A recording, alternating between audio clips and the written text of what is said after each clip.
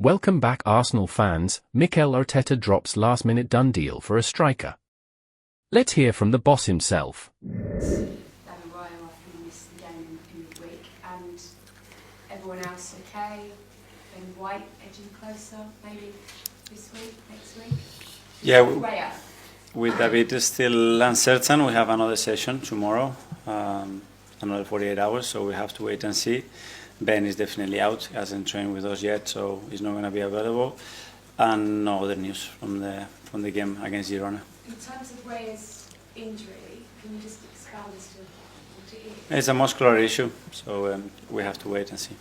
I'm sure you're very well aware, there's just 3 days left until the deadline.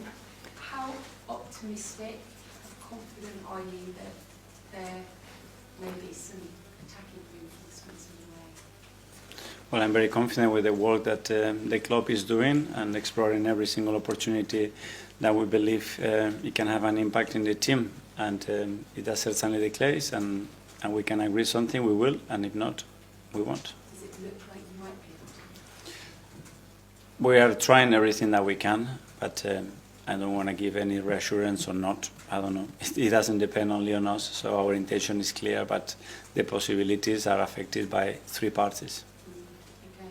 The drama of the City game a few months ago, it was an amazing game and kind of fallout took up almost as much as the game itself afterwards. I wonder if you had the sense that all the stuff that happened towards the end, whether your players have kind of got a bit of a point to prove, there's a bit of a niggle, there's a bit of unfinished business there as you head into Sunday, and whether or not you can really use that. The business is to try to be better than them, to beat them. That's it. And the only thing I review is what happened on that match. How competitive it gets is normal when 2 big teams want to win the game, and nothing else from that side. And how do you reflect on that game now? Very disappointed with everything that we did for 98 or 99 minutes, but it's what it is. Part of that fallout, just finally for me, there was a sort of a lot of tension between yourself and some of the things that were said about City and Pep. I know that you and Pep afterwards exchanged certain words and conversations in the press conference. No. Only positive ones.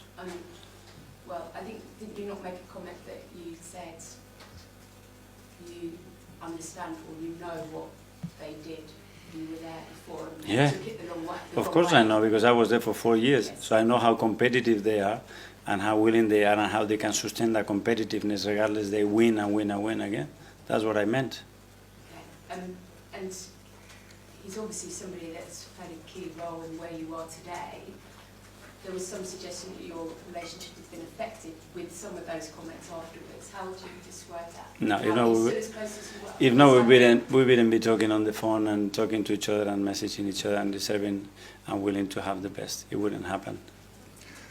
Okay, we'll move to Alex from the Premier League. Hi, Mikel. Hi. How would you sum up the Arsenal-Man City rivalry that's developed in recent years? Normal. 2 teams trying to win. No more than that? No. How decisive do you think this result could be in terms of the title race? Well, it would be a big boost for us. You know, winning big matches is always something special on it. Every time we play a big match against our big rivals, it brings something extra. It's the confidence, it's the emotion, it's the fact that you are there and you continue to win. So that's what we want to achieve. Down to 10 men in the reverse fixture, hopefully with 11 men on the pitch on Sunday. How confident are you that this Arsenal team can beat Manchester City? Yeah, with 11 and 60,000 in every ball, right behind us, pushing and bringing the energy. That's what we want. Thank you. Ian, TalkSport. Hi Mikel, how are you? I'm good, thank you. Can I just ask you about, you've been asked about transfers, but this week I asked them when you made a bid for Ollie Watkins, which was turned down, if indeed that's true. Is that the sort of player you're still looking for between now and Monday, an out-and-out striker? You know, I'm not going to talk about any individuals. As I said, we are actively looking proactively to find a solution in that position, and we will see what the market brings. Off the back of the game at the Etihad and events that occurred last weekend, how important is the man in the middle, the referee, on Sunday? Listen, he needs to do his job the best as we possibly can, like we have to do, each of us. There's nothing else, nothing new, nothing special. We're just going to focus what we have to do from our side to be better than City and try to beat them. Is Sunday must win? Sorry? Is Sunday must win? We really want to win. But is it must win? You have to win it. I mean, every game we have to. We have to. On paper, you have to. Is that will? And last one from me.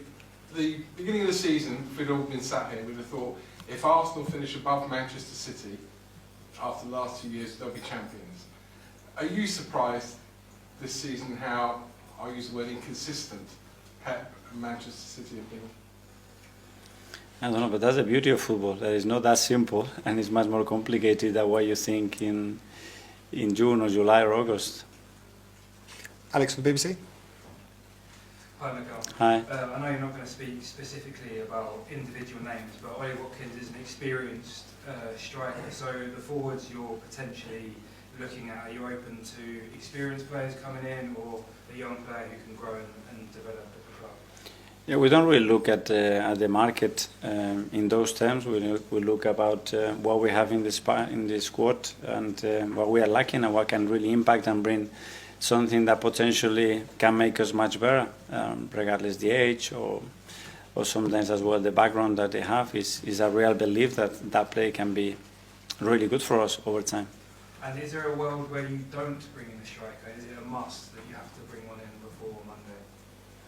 But it doesn't depend on us. We have the intention, the purpose and the ambition to try to help the team and support the squad to be better and to finish the season really, really strong, and we are actively trying to do that. Tom, Football London. Hi, Mikel. Hi. Against Wolves was the first time that we've seen Miles Lewis-Skelly and Nico start in the Premier League together.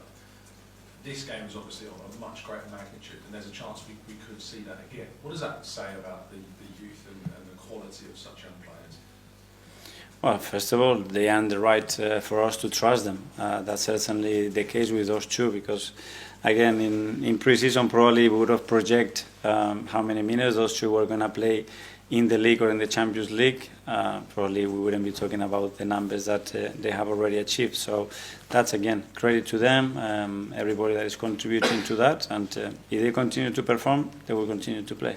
And the Premier League has thrown up where its fixture list and the timing of this game, with it being the day before deadline day. Is there any way that the result of this game could affect how the transfer window ends for Arsenal? No, the result, no. I mean, hopefully not, but obviously something happens that obviously is no plan and will put the squad in a much dangerous position. It might do, you know, but that no, because that would mean that we haven't planned anything and we're just reacting to something last second, which is not good. Phil from PA at the back there. Hi, Mikel. Hi. You say you still speak to Pep on the phone. Does he still think